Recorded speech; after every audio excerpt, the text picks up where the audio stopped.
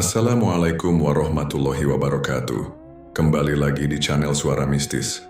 Channel yang menyuguhkan tentang cerita-cerita mistis dan cerita horor yang diangkat dari kisah nyata maupun dari cerita fiksi yang bisa kita ambil hikmahnya dari cerita atau narasi berikut ini dengan nama tokoh dan tempat yang sudah kami ganti.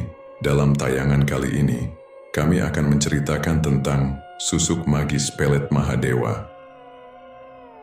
Tak ada yang lebih menyenangkan daripada menjadi raga, lelaki yang katanya nggak pernah gagal dapet cewek, bahkan saat ia hanya berdiri diam dan menyeruput kopi di pinggir jalan. Senyumnya yang bisa meluluhkan dosen killer maupun istri pejabat, seperti senjata rahasia yang tak pernah ia sembunyikan. Di kampus, di klub malam, bahkan di acara tahlilan, ada saja perempuan yang nekat menyelipkan nomor telepon ke dalam saku bajunya. Semua berjalan terlalu mudah, terlalu sempurna, tapi orang-orang tak tahu kesempurnaan itu disulam dari rahasia yang busuk, rahasia yang berdenyut di bawah kulitnya setiap kali malam turun dan cermin mulai berembun sendiri meski tak ada uap. Dulu, sebelum semua ini, Raga hanyalah cowok kampung yang kalau senyum malah bikin orang ilfeel. Pipinya tembem, giginya sedikit maju, dan rambutnya mirip bulu jagung rebus. Perempuan bukan cuma cuek, tapi sering menertawakannya di belakang. Ia pernah menyukai seorang cewek semasa SMA, Rista, si primadona ekskul tari. Tapi saat Raga nekat mengirim surat cinta dalam botol air mineral, surat itu justru dibacakan keras-keras di depan kelas sambil ditertawakan.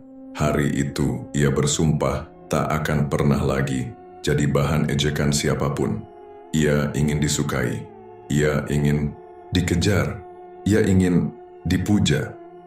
Takdir membawanya ke Gunung Lawu saat ia kuliah semester 4. Awalnya cuma ikut kemping bareng komunitas spiritual. Niatnya cuma pengen dapat konten mistis buat TikTok. Tapi di lereng sunyi yang dikelilingi kabut dan pohon pinus tinggi menjulang, Raga tersesat. Kakinya nyaris tergelincir saat sebuah suara parau memanggilnya dari balik batu besar. Disitulah ia bertemu dengan Mbah Jangkung, seorang dukun tua, dengan wajah panjang, mata seperti lubang sumur, dan senyum yang menggigilkan. Pria itu mengenakan kain lusuh berbau menyan basi, dan berbicara seperti pelawak tapi dengan nada mengancam. Bocah, kau mau disukai banyak perempuan atau tetap jadi benalu cinta yang dikutuk semesta? Tanya Mbah Jangkung sambil menyodorkan kendi tanah liat yang masih hangat, entah dari apa isinya. Raga tertawa kikuk, mengira itu guyonan. Tapi saat sang dukun menunjuk dadanya, dan Raga tiba-tiba merasa seluruh tubuhnya kesemutan, ia tahu ini bukan lelucon. Ritualnya dilakukan malam. Itu juga, di tengah lingkaran lilin merah, tubuh Raga ditelanjangi perlahan oleh tangan-tangan tak terlihat. Ia gemetar, tapi tak bisa melawan. Tubuhnya dibalur cairan hitam seperti lumpur, lalu ditusuk halus oleh duri kelapa yang telah diritualkan. Mbah Jangkung tertawa di sela mantra, seperti sedang menikmati pertunjukan erotika dari dunia lain. Susuk Mahadewa, pengasih agung dari kerajaan gaib timur, akan menyatu dengan darah dan nafsumu. Tapi ingat nak, cinta bukan tempatnya. Kau bisa kuasai tubuh mereka tapi jangan pernah cari hati. Begitu selesai Raga muntah darah, tapi keesokan harinya ia bangun dengan wajah berbeda. Kulitnya lebih cerah, rahangnya tegas, matanya tajam dan bersinar. Ia bahkan sempat bengong sendiri di cermin warung kopi. Perempuan-perempuan yang dulu tak pernah melirik, kini menawarkan diri untuk dikenali. Bukan cuma sekali dua kali ia dipeluk diam-diam dari belakang oleh perempuan tak dikenal di tempat umum. Mereka seolah kerasukan birahi hanya karena mencium aroma tubuhnya. Mas, aku nggak tahu kenapa, tapi kamu itu, gila. Begitu salah satu dari mereka membisikkan dengan napas tercekat di lehernya. Namun, semua kenikmatan itu seperti gula dalam teh pahit. Raga mulai menyadari tiap malam setelah ia tidur dengan perempuan, akan terdengar bisikan halus di telinganya. Lembut seperti belayan pertama tapi mengandung ancaman. Cerminnya pun mulai berulah. Di sudutnya selalu ada bayangan perempuan tanpa wajah. Kadang berdiri diam, kadang memiringkan kepala seperti menertawakan dirinya. Setiap kali ia mencoba bercermin saat pagi, ada bekas sidik jari kecil di permukaan kaca, seolah seseorang dari dalam mencoba keluar. Suatu malam, saat Raga selesai bercinta dengan seorang mahasiswi jurusan seni yang tak tahu lagi caranya berpakaian sopan, ia mendapati perempuan itu mengigau. Bukan dengan nama Raga, tapi nama-nama asing yang membuat bulu kuduknya berdiri. "Tuan, tubuhku, ambillah, jiwaku."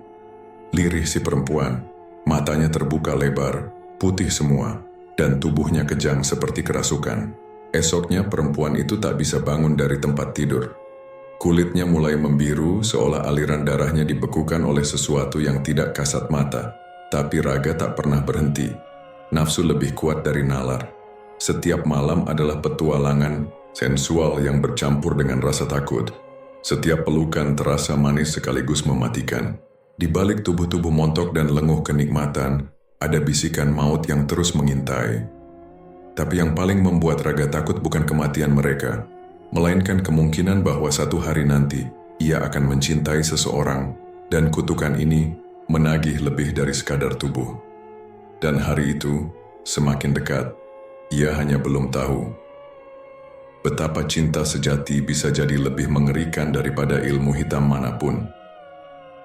Malam itu, kabut di lereng Gunung Lawu menutup segala arah hingga dunia terasa sempit dan sunyi kecuali suara tawa para Mbah Jangkung yang tiba-tiba memecah hening.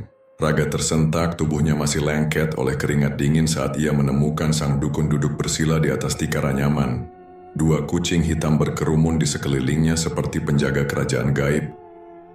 "Wah, bocah culun kok mukanya mengerut, kayak orang lagi nahan kentut," goda Mbah Jangkung sambil menepuk-nepuk daun sirih yang sudah dibolak-balik hingga bercecer darah kering.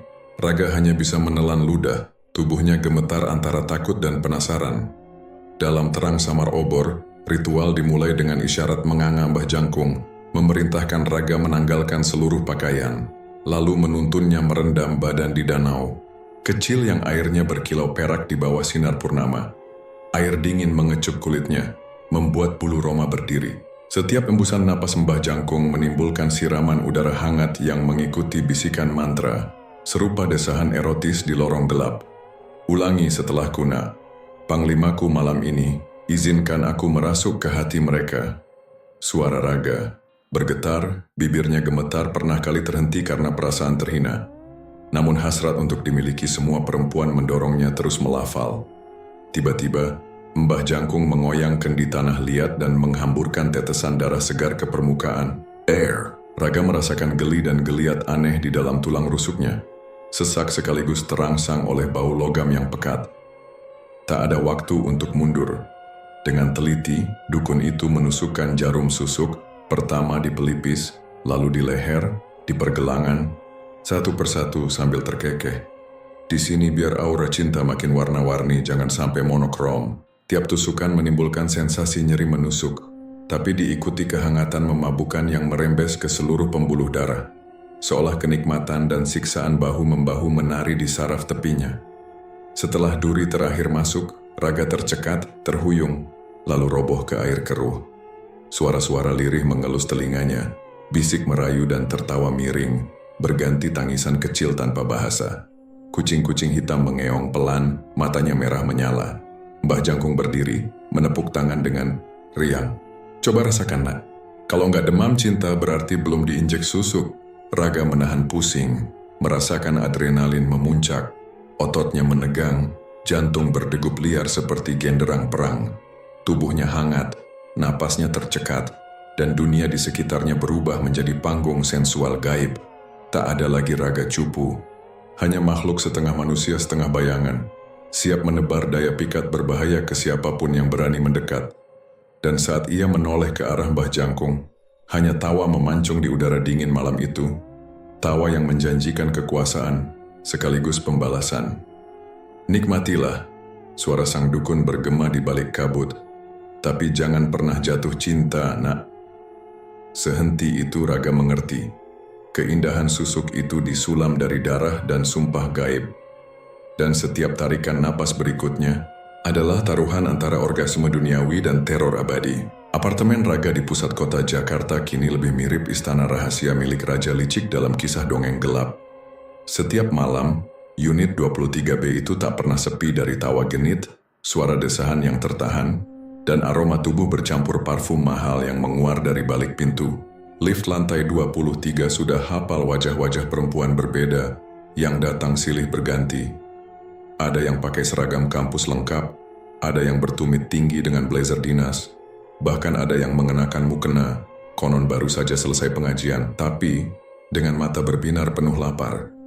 Raga tak perlu repot, ia cukup duduk di balkon sambil memotret langit, lalu mengunggah foto buramnya dengan caption butuh peluk. Dalam waktu 2 menit, ada minimal 5 notifikasi WhatsApp masuk. Semuanya perempuan. Semuanya siap datang tanpa diminta. Mereka berlomba-lomba menjadi satu-satunya, padahal Raga sudah lupa nama beberapa dari mereka. Mas, aku bawa wine, tapi kalau kamu mau minum aku dulu juga boleh. Celetuk salah satu perempuan berseragam perawat duduk di pangkuannya sambil meremas pelan kerah kemeja yang bahkan belum sempat diganti sejak pagi. Raga hanya tertawa kecil, mencium ubun-ubunnya, lalu beralih ke perempuan lain yang sedang memutar lagu dari ponselnya sambil menggeliat manja di sofa. Malam-malam mereka selalu seperti pesta erotik yang tak punya jeda.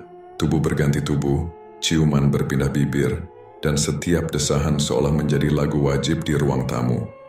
Terkadang satu malam, bisa ada 2 atau 3 perempuan sekaligus yang tidur bersamanya, saling bersaing meraih perhatian, menggelayut, dan membisikkan janji-janji palsu yang justru membuat Raga semakin menikmati dominasi brutal yang ia pegang. Tapi semua kesenangan itu punya pola aneh. Setiap perempuan yang telah menyatu dengannya, yang tubuhnya sudah ia sentuh dan suaranya ia hafal saat klimaks, lambat laun berubah. Minggu pertama mereka masih seperti boneka bahagia, menunggu giliran datang lagi. Minggu kedua, wajah-wajah mereka mulai pucat, sering termenung sambil menatap cermin di lorong apartemen, lalu menangis pelan tanpa sebab. Minggu ketiga, mereka mulai menggaruk-garuk kulit sendiri sampai berdarah, seolah ada sesuatu yang merayap dari dalam tubuh mereka. Aku nggak ngerti, Mas. Sejak tidur sama kamu, aku mimpi buruk terus.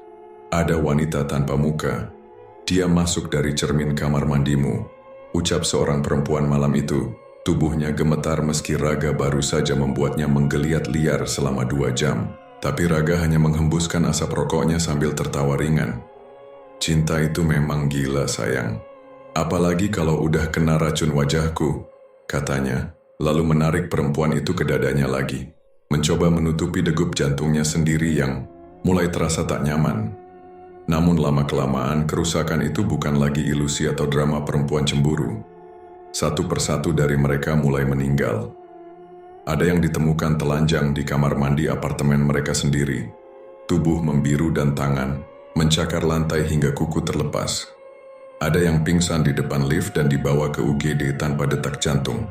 Raga mulai menghindari melihat langsung wajah para korban, karena setiap kali ia lihat mata mereka yang terbuka saat meregang nyawa, selalu ada pantulan wajahnya sendiri di sana. Tapi berbeda. Lebih tua, lebih kelam, seperti Raga versi dari dunia lain. Malam-malam berikutnya, meski masih dihampiri banyak perempuan, Raga mulai merasa gelisah. Cermin di ruang tidurnya ia tutupi kain hitam, tapi suara tawa wanita tetap terdengar dari baliknya. Desahan yang dulu membangkitkan gairah, kini seperti teriakan kesakitan yang diputar ulang. Ia pernah bangun tengah malam dan menemukan perempuan yang baru saja ia tiduri berdiri menghadap cermin, telanjang, memandangi bayangannya sambil berkata, "Dia sudah di dalamku. Aku milikmu, milik kalian, semua." Meski jiwanya terus diteror, tubuh Raga seperti tak bisa berhenti. Setiap perempuan yang datang dengan mata penuh harap dan tubuh menggoda seperti undangan tak tertolak. Kutukan dan kenikmatan menyatu dalam satu simfoni. Menggoda, menghisap, membius. Ia tahu ada yang salah, tapi nafsu yang diberi oleh susuk Mahadewa seperti candu yang tak mengenal logika. Raga menari dalam pesta liar, sementara maut perlahan duduk di ujung ranjang, menunggu giliran. Dan suara Mbah Jangkung, entah dari mana, datangnya, kadang terdengar di kepala Raga tertawa kecil sambil berkata, "Nikmatilah, nak, sampai kamu jatuh cinta betulan. Hahaha." Malam turun seperti tirai beludru gelap yang menyesakkan. Di balik lampu temaram apartemennya yang Remang-remang Raga berdiri di depan cermin besar yang menempel di dinding kamar. Dulu cermin itu adalah sahabat setianya, tempat ia merapikan rambut, merapikan senyum mautnya sebelum membuka pintu untuk tamu malam berikutnya. Tapi kini, setiap ia memandang ke dalamnya, bukan hanya dirinya yang terlihat. Ada bayangan samar. Kadang berdiri diam di belakang bahunya, kadang menyeringai dengan wajah kabur, seolah kulitnya dicopot, hanya menyisakan lubang gelap di tempat mata dan bibir seharusnya berada. Cermin itu kini seperti jendela menuju dunia lain, dunia tempat bisikan tidak berhenti, bahkan saat ia menutup telinga. Suara tangisan lirih menyelinap dari balik saluran air di kamar mandi, seperti bayi yang terus-menerus ditinggal menangis. Suara itu semakin jelas saat tengah malam, tepat pukul 3, ketika hawa dingin menusuk hingga ke sumsum dan udara apartemen mengeluarkan aroma anyir besi yang tak bisa diusir, parfum sekuat apapun. Raga pernah mencoba menutupi cermin itu dengan kain hitam tebal. Tapi tiap pagi, kain itu terlepas dengan sendirinya, jatuh ke lantai dalam posisi terlipat rapi, seolah seseorang dari dalam cermin menyingkirkannya perlahan. Suatu malam, saat ia sedang bersiap-siap menyambut seorang tamu baru, seorang influencer muda dengan tubuh seperti jam pasir dan bibir sewarna anggur. Raga menyadari darah menetes dari sudut cermin, merah segar dan menetes perlahan ke lantai seperti air mata dari dunia lain. Ia memandang bayangannya, dan sejurus kemudian, sosok perempuan tak berwajah muncul di belakangnya, berdiri diam, tubuhnya telanjang dan berlumur lumpur hitam. Tidak bergerak, tapi matanya yang merah menyala seperti bara, menatapnya dengan benci yang mendalam, seolah menuduh, "Kau tahu apa yang telah kau lakukan?" Raga terlonjak, menjatuhkan botol kolon dari meja rias. Tapi saat ia menoleh, tak ada siapa-siapa.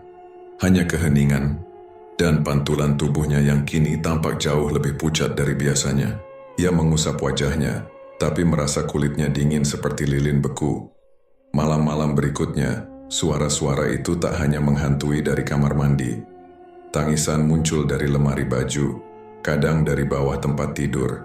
Laci-laci terbuka sendiri, lembaran pakaian robek seperti dicakar, dan perempuan-perempuan yang masih datang seolah dipanggil oleh daya gaib yang tak bisa ditolak, mulai mengeluhkan hal-hal serupa. "Mas, aku lihat bayangan perempuan malam tadi, di cermin kamar mandimu. Dia berdiri di sana seperti menatapku. Aku merasa ada yang melukis darah di dinding saat aku tidur. Aku bermimpi tubuhku membusuk, Mas. Dan kamu berdiri di sampingku, tertawa sambil mencium bibirku yang udah gak punya kulit." Tapi Raga selalu menepis dengan canda. "Wah, jangan-jangan kamu cemburu sama arwah mantan," katanya sambil memeluk mereka dari belakang, mencoba menutupi degup jantungnya yang semakin tidak stabil. Tapi ia tahu, sesuatu sedang terjadi. Teror itu semakin kuat, semakin dekat. Nafsu yang dulu memberinya kuasa kini terasa seperti belenggu, yang mengikat, menjerat dan menariknya ke jurang yang belum ia pahami kedalamannya. Raga mulai kehilangan tidur. Matanya menghitam, tubuhnya perlahan tampak menyusut. Bukan karena kurang gizi, tapi karena energi hidupnya seperti disedot tiap malam oleh cermin sialan itu. Ia bahkan pernah mendapati dirinya berdiri telanjang di tengah kamar pukul 4 pagi, tangannya penuh luka cakaran sendiri, dan matanya tak berkedip, seperti sedang menatap seseorang yang hanya bisa ia lihat. Atau lebih tepatnya, yang hanya bisa melihat dirinya. Ketika ia berkaca, kini ia tak melihat wajah tampannya seperti dulu. Wajah itu mulai berubah, matanya kosong, pipinya cekung, dan di balik bahunya selalu ada sosok samar yang menempel seperti bayangan busuk. Ia sadar, setiap kepuasan yang ia dapat, setiap tubuh yang ia cumbu, setiap orgasme yang ia sedot dari perempuan-perempuan itu adalah upeti untuk sesuatu yang haus, sesuatu dari dalam cermin. Dan bisikan itu kini tak lagi lembut tapi menuntut. "Bawa lagi, bawa daging segar, atau kamu yang kutarik ke dalam." Raga menggigil, berdiri telanjang di depan cermin, dan akhirnya ia pun menangis untuk pertama kalinya sejak ritual itu. Tapi air mata itu tidak menyucikan.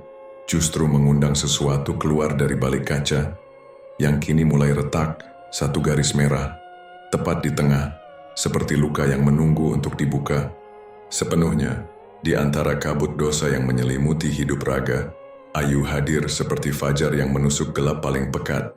Ia melihatnya pertama kali di sebuah seminar literasi spiritual di bilangan Cikini, tempat yang tak akan pernah ia datangi jika bukan karena seorang mantan selingkuhannya membatalkan janji di detik terakhir. Raga datang dengan celana jeans ketat dan kemeja hitam membentuk dada, rambut disisir ke belakang dengan gaya mafia Italia, lengkap dengan semerbak parfum yang selama ini membuat perempuan tergelincir bahkan sebelum disentuh. Tapi saat ia duduk di baris kedua dan matanya bertemu dengan gadis di meja moderator, semuanya runtuh dalam diam. Ayu, namanya disebut pembicara saat memberi sambutan. Terima kasih untuk Mbak Ayu dari penerbitan Kitab Cahaya. Ia tersenyum, anggukan kecil disertai lirikan singkat pada audiens. Senyum itu bukan senyum yang menggoda atau malu-malu seperti yang biasa Raga temui. Senyum Ayu seperti zikir yang menjelma senyap, meneduhkan dan membuatnya gelisah. Selesai acara, Raga langsung menghampirinya dengan gaya terbaik. Kamu nggak asing, aku pernah lihat kamu di mimpi, pas aku diseret malaikat, godanya sambil menyodorkan tangan. Tapi Ayu hanya menatapnya datar, tidak tersenyum, tidak menjabat. Kalau di mimpi kamu ada malaikat, jangan-jangan kamu lagi diadili. Untuk pertama kalinya Raga kehilangan kata.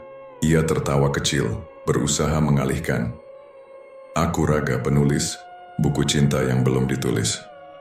Tapi Ayu tak menggubris. Ia hanya berkata pelan, aku bisa mencium bau sihir dari tubuhmu. Lalu pergi meninggalkan Raga berdiri kaku, dingin seperti mayat yang disiram doa malam Jumat.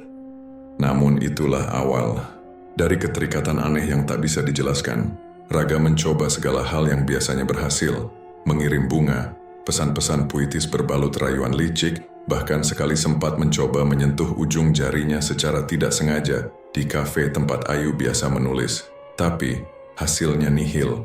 Tubuh Ayu seperti berlapis kaca tak terlihat yang menolak semua energi pelet dalam susuknya. Lebih dari itu, setiap kali Raga mencoba mendekatinya, cermin di apartemennya memunculkan retakan baru. Suara tangisan jadi jeritan. Perempuan tak berwajah kini muncul lebih dekat nyaris di belakang pundaknya. Dan darah mulai mengalir dari pori-porinya saat ia bermimpi. Tapi justru itu yang membuatnya terpikat lebih dalam. Bukan karena Ayu menolak, tapi karena Ayu tak bisa dikendalikan. Ia tak tergoda, tak terguncang. Tidak seperti perempuan-perempuan sebelumnya yang melenguh hanya dengan satu kecupan. Ayu menatapnya lurus-lurus, seperti menelanjangi isi jiwanya yang sudah lama ia kubur dalam pesta dan kenikmatan. Raga mulai mengikuti Ayu diam-diam, mengintai dari kejauhan saat gadis itu mengajar anak-anak mengaji di musala kecil.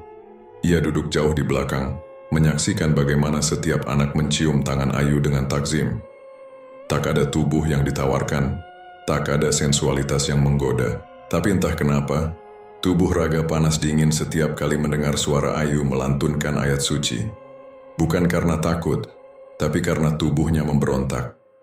Nafsu dalam dirinya seperti dikerangkeng. Ada sesuatu dalam susuk Mahadewa yang mulai mendidih, tak terima. Malam itu Raga bermimpi Ayu datang ke apartemennya. Tidak seperti biasanya. Dalam mimpi Ayu berdiri di tengah kamar masih berjilbab, tapi kulitnya menyala seperti emas. Ia berkata, cabutlah sebelum semuanya hancur. Tapi ketika Raga hendak menyentuh pipinya, tubuh Ayu seketika berubah jadi api, lalu menghilang, menjadi debu yang menyusup masuk ke dalam mulutnya. Ia terbangun dengan napas memburu dan cermin kamarnya hancur total, menjadi ribuan serpihan yang masing-masing memantulkan wajah perempuan-perempuan yang telah mati bersamanya. Hari-hari berikutnya, Raga tak bisa tidur. Ia mencoba mencari Ayu, kali ini dengan jujur. Ia menulis surat bukan rayuan tapi isi hatinya. Aku ingin mengenalmu, bukan dengan tubuh tapi dengan jiwa. Aku ingin tahu bagaimana caramu tertawa tanpa rasa takut. Aku ingin memelukmu, bukan karena nafsu tapi karena dadaku kosong. Ayu membalasnya singkat, jika kau jujur cabut susukmu. Biarkan dirimu dicintai sebagai manusia, bukan makhluk setengah iblis. Itulah malam pertama Raga menangis tanpa cermin, tanpa darah, tanpa perempuan, hanya dirinya sendiri. Kesadaran baru muncul bahwa mungkin ia tidak ingin membunuh lagi hanya untuk merasa hidup. Tapi Susuk Mahadewa tidak diciptakan untuk cinta sejati. Ia adalah kontrak. Dan kini, kekuatan itu mulai marah. Malam itu, tubuhnya demam, lidahnya membengkak. Dari dalam tenggorokannya muncul bisikan, "Cinta, kau mau mengkhianatiku? Perempuan itu harus lenyap, atau kau yang akan binasa." Raga meringkuk di lantai kamar mandi, telanjang.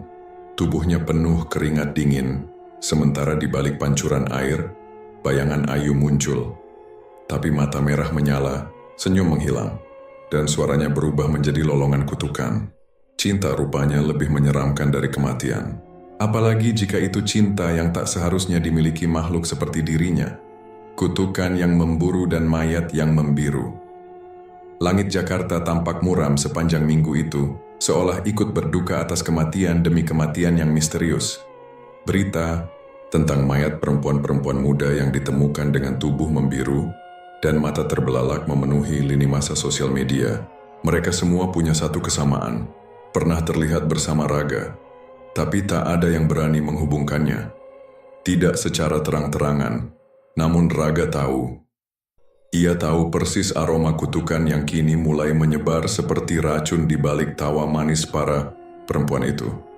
Susuk Mahadewa, yang dulu membuatnya jadi dewa cinta di mata para wanita, kini berbalik menjadi algojo yang memburu jiwa-jiwa yang pernah disentuh nafsunya. Ia duduk di sofa kulit hitam apartemennya, menatap layar televisi yang menyiarkan penemuan mayat Desi, mantan pramugari yang dulu sering memanggilnya abang seksi sambil menari dengan lingerie merah muda. Kini Desi terbaring di meja otopsi dengan kulit membiru seperti tembaga tua. Bibirnya sobek seolah pernah menjerit tanpa suara, dan matanya memandang kosong, seakan melihat makhluk dari neraka yang datang menjemputnya di ranjang. Raga menggenggam kepalanya sendiri, napasnya sesak.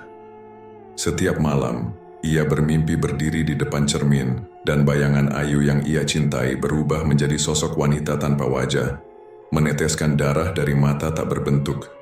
Sosok itu merayap dari cermin, memeluknya dari belakang. Lidah panjangnya menjilat telinga Raga, membisikkan dengan suara yang menyayat jiwa. "Jangan jatuh cinta, Raga, kau sudah milikku."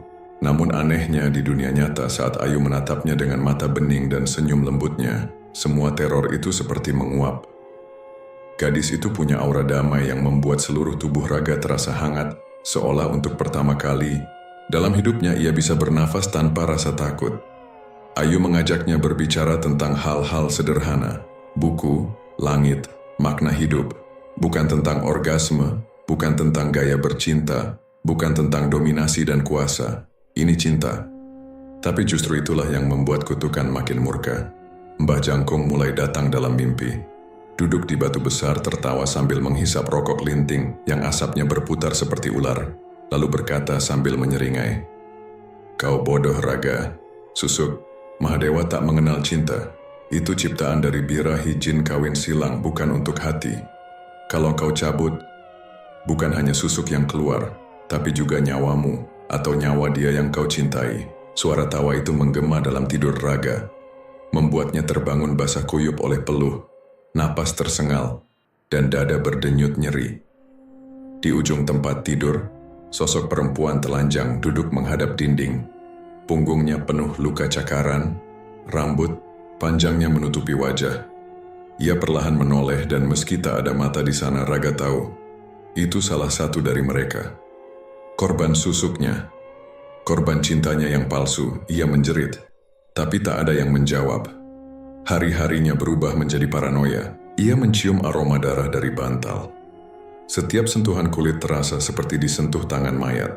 Dan di tengah semua itu, Ayu masih setia, mengusap keningnya dengan air mawar, membisikkan doa-doa yang membuat setan di dalam tubuh Raga meraung kesakitan. Raga tahu ia harus memilih, membiarkan susuk tetap bersarang dan hidup dalam kenikmatan, semu atau mencabutnya dan membayar dengan harga yang tak murah. Mungkin nyawa, mungkin jiwanya, mungkin Ayu. Tapi apa arti hidup jika setiap orgasme dibalas jerit kematian? Apa arti cinta jika setiap ciuman mengundang roh penasaran? Dan malam itu, di bawah hujan yang deras, Raga menangis. Untuk pertama kalinya, bukan karena takut, tapi karena ia ingin cinta. Yang tulus, yang tak bersyarat, yang tidak berdarah. Hujan gerimis menyelimuti malam Jakarta seperti tirai tipis yang menyembunyikan segala dosa yang tak sempat dihapus. Malam itu, Raga melangkah keluar dari apartemen Ayu dengan hati berkecamuk. Di satu sisi, ada cinta tulus yang menghangatkan, menenangkannya dari jeritan makhluk-makhluk tak kasat mata. Tapi di sisi lain, ada rasa lapar dalam dirinya yang belum sepenuhnya jinak, lapar akan sentuhan, gairah, dan kuasa yang selama ini menegaskan eksistensinya sebagai pria tak terkalahkan. Di bar mewah berlampu redup, ia bertemu sosok wanita yang akan menjadi titik balik segalanya. Namanya Nara. Tubuhnya berbalut gaun hitam tipis seperti kabut malam, dan mata kuning emasnya menyorot tajam seperti telah melihat isi tubuh Raga jauh sebelum mereka bersentuhan. "Kau masih haus," bisiknya sambil menyeruput anggur. "Dan aku adalah hujan terakhir yang akan menyirammu sebelum tubuhmu menjadi tanah." Mereka berbicara dalam kode yang penuh teka-teki, diselingi tawa menggoda dan lirikan nakal. Namun bukan obrolan yang menjerat Raga, melainkan cara Nara menyentuhnya. Lembut seperti embun, panas seperti api neraka. Dalam kamar hotel yang dipenuhi dupa dan cahaya lilin, malam itu menjadi ritual liar. Nara menari tanpa busana di atas, spray merah darah, mengelilingi Raga seperti ular yang menggoda sebelum melilit mangsanya. Tubuh mereka bersatu dalam gerakan yang terasa bukan sekadar nafsu, tapi seperti tarian kuno yang telah dilakukan ratusan tahun sebelum mereka dilahirkan. Setiap desahan Nara di telinga Raga seperti mantra halus. Setiap ciuman di lehernya seperti perjanjian rahasia yang terukir di balik kulit. Tapi puncak kenikmatan malam itu justru adalah titik awal dari kehancuran yang tak bisa dicegah. Raga terbangun dalam keadaan terikat. Tali-tali merah dari rambut manusia membelenggunya di ranjang batu yang dingin. Nara kini berdiri telanjang, tapi bukan sebagai kekasih, melainkan sebagai medium. Suaranya berubah berat dan menggema, seperti berasal dari rongga dada puluhan makhluk lain yang berbicara serentak. Di sekeliling ruangan api lilin berubah menjadi biru, dan di cermin besar di depan tempat tidur, sosok-sosok wanita tanpa wajah berkumpul, menggeram, menangis dan menyeringai. "Aku adalah pengabdi kerajaan Timur," kata Nara kini tanpa senyum, "dan kau Raga adalah anak yang menolak nasibnya. Tapi malam ini keputusan harus dibuat. Lepaskan susukmu dan jadi manusia lemah, atau terima takdirmu sebagai penjaga gerbang nafsu abadi." Raga menggigil. Dari dalam tubuhnya, susuk-susuk itu bergetar. Ia bisa merasakan mereka seperti kawanan cacing emas yang menari dalam darahnya, menolak dicabut, dan dari balik bayangan ruangan muncullah Mbak Jangkung entah nyata atau ilusi, dengan tawa parau dan mata yang kini tinggal lubang kosong hitam pekat. "Kau pikir cinta itu suci?" ejeknya. "Cinta itu cuma ilusi buat yang takut sendirian, tapi kuasa, nafsu, itu nyata, itu kekal." Raga menatap Nara. Tubuhnya menggoda, wajahnya nyaris sempurna, tapi di balik kulit itu ia melihat sesuatu yang lebih gelap, lapisan kutukan yang sudah siap menguburnya hidup-hidup. Ia teringat Ayu, suara lembutnya, doanya, air matanya. Lalu, ia berteriak, bukan karena takut tapi karena sadar. Ia hampir kehilangan segalanya.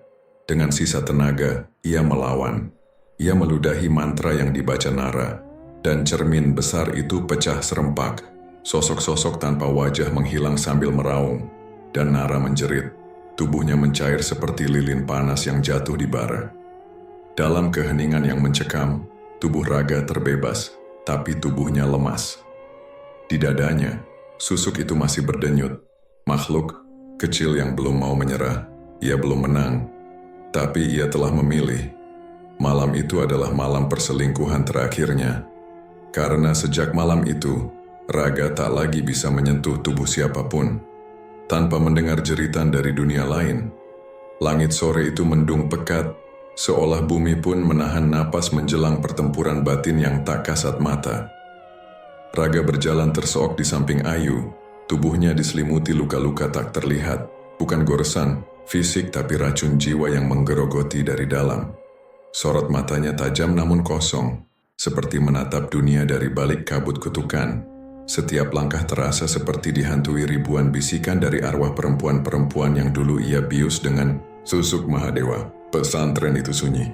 Bangunan tua beratap rumbia, dengan pohon-pohon beringin mengelilingi halaman seperti penjaga tak bersuara. Ayu menggenggam tangan Raga, hangat, lembut, dan penuh keyakinan. Ia menatap mata pria yang ia cintai itu, tak dengan amarah, melainkan iba. Kita bisa melawan ini bersama, bisiknya. Meski tubuhnya gemetar di antara ketakutan dan cinta. Di dalam ruang khusus yang digunakan untuk ruqyah dan pemutusan ikatan gaib, Kiai Sepuh duduk bersila. Wajahnya penuh keriput, namun dari matanya memancar aura tajam yang membuat makhluk-makhluk halus gentar tanpa perlu berkata. Ia hanya menatap Raga dalam-dalam, lalu mengangguk kecil. Ritual pun dimulai. Tubuh Raga diikat dengan kain kafan putih, digulingkan di atas sajadah tua beraroma cendana. Doa dan ayat suci meluncur dari bibir sang kiai, dengan suara bergema yang mengguncang langit-langit ruangan. Di sekeliling mereka, cermin-cermin pecah satu persatu meski tak disentuh. Darah mulai merembes dari pori-pori Raga, darah hitam, pekat, dan menyengat bau amis yang menusuk hidung. Tiba-tiba jeritan melengking memenuhi ruangan. Dari sudut-sudut gelap, sosok perempuan-perempuan tak berwajah bermunculan, menjalar di dinding, menggeliat di lantai, dan merayap di langit-langit. Mereka tak berbicara, hanya menangis. Tangisan mereka terdengar seperti bunyi anak kecil yang ditinggal mati ibunya. Tangisan yang mengguncang hati siapapun, kecuali Raga, karena hatinya telah lama beku oleh nafsu dan keangkuhan. Namun, Ayu berbeda. Ia tak takut. Ia tak lari, justru ia mendekat. Ia duduk di samping tubuh Raga yang menggeliat kerasukan. Bibirnya bergetar melafalkan doa yang dia hafal sejak kecil, sambil air matanya menetes satu persatu, jatuh ke dada telanjang Raga, yang mulai panas seperti bara. Saat air mata itu menyentuh kulit Raga, seketika tubuhnya melengkung, menggelepar, dan suara-suara aneh menggeram dari perutnya. Susuk-susuk dalam tubuhnya meronta. Di bawah kulitnya tampak benjolan-benjolan bergerak seperti belatung emas hidup yang tak ingin mati. Raga menjerit tapi tangis Ayu tidak berhenti. Ia menempelkan telapak tangannya ke dada Raga, dan dari sentuhan itu, bukan kekuatan gaib, tapi keikhlasan murni. Seberkas cahaya kecil mulai menyala, menembus kulit, lalu membakar makhluk-makhluk kecil dalam tubuh itu dari dalam. Jerit makhluk-makhluk susuk menggaung panjang hingga ke atap langit. Mbah Jangkung muncul di bayangan cermin terakhir yang belum pecah, wajahnya marah dan membusuk, matanya kosong seperti lubang neraka. Cinta tak bisa menyelamatkanmu, teriaknya. Tapi Ayu hanya memejamkan mata dan membalas dengan satu kalimat penuh keyakinan.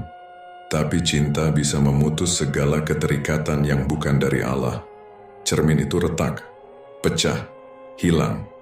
Raga tak sadarkan diri selama 3 hari. Dan saat ia bangun, ia menangis untuk pertama kalinya sejak dewasa.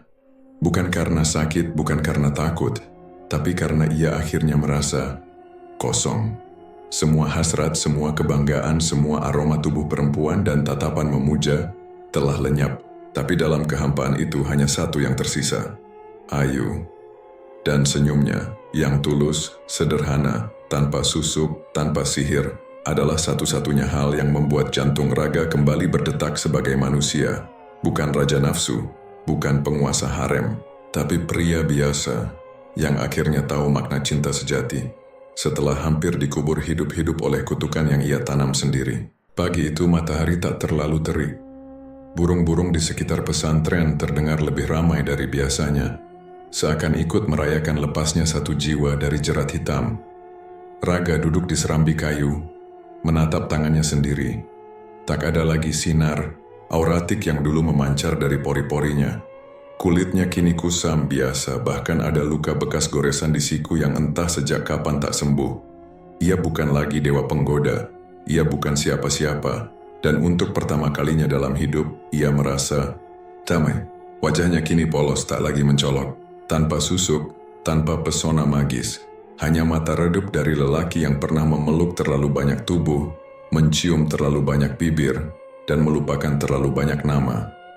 Selebgram yang dulu viral dengan tubuh seksi menggodanya di DM, kini bahkan tak ingat siapa dia. Istri pejabat yang dulu mencakar punggungnya sampai berdarah, kini telah kembali pada suaminya dan pura-pura tak pernah tidur dengannya di hotel bintang 5. Apartemen mewahnya telah disita bank. Mobil sportnya dijual untuk menutupi biaya pengobatan dan utang kartu kredit. Dan kini, ia hanya punya satu motor butut dan satu perempuan yang anehnya tak pernah bisa ia taklukkan. Ayu duduk di sampingnya, mengenakan gamis hijau muda dan kerudung yang belum pernah berubah gaya sejak mereka pertama bertemu.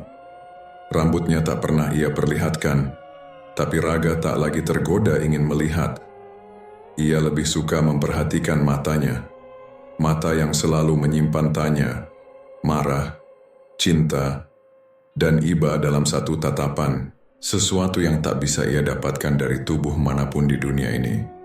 Malam itu saat hujan turun rintik-rintik dan petir sesekali menggelegar dari jauh, mereka tidur dalam satu kamar pesantren sederhana.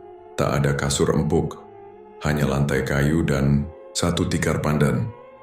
Tapi tubuh mereka saling mendekat perlahan penuh kesadaran. Bukan karena nafsu semata, tapi karena hasrat yang tumbuh dari luka-luka lama, yang perlahan mereka rawat bersama. Ayu menarik napas panjang ketika raga menyentuh pipinya. Kalau dulu kamu bisa punya siapa aja, kenapa sekarang cuman aku yang kamu mau? Raga menatap matanya lama. Karena kamu satu-satunya yang gak pernah pengen aku, dan justru itu yang bikin aku pengen terus bertahan. Tawa mereka pecah pelan. Ayu mencubit lengan Raga geli. Raga meringis lalu mencium dahinya perlahan. Mereka berbaring, saling memeluk dalam diam yang anehnya hangat dan sensual. Tanpa perlu tubuh sempurna, tanpa mantra, tanpa cahaya magis. Hanya kulit yang saling mengenali luka, dan napas yang akhirnya seirama. Di luar kamar malam menelan sisa gerimis dan membiarkan dunia tertidur. Dan jauh di lereng Gunung Lawu, kabut turun perlahan. Mbah Jangkung berdiri di batas antara dunia dan yang tak kasat mata tertawa perlahan. Manusia memang makhluk paling serakah dan paling mudah jatuh cinta. Lalu ia menghilang. Sementara itu Raga, yang kini hanya lelaki biasa dengan cinta, yang tak sempurna tersenyum dalam tidur. Mungkin ia tak punya kekuatan lagi. Mungkin dunia tak lagi tunduk padanya. Tapi kini hatinya bebas. Dan untuk pertama kalinya dalam hidup, ia mencintai, bukan untuk menguasai, tapi untuk menebus.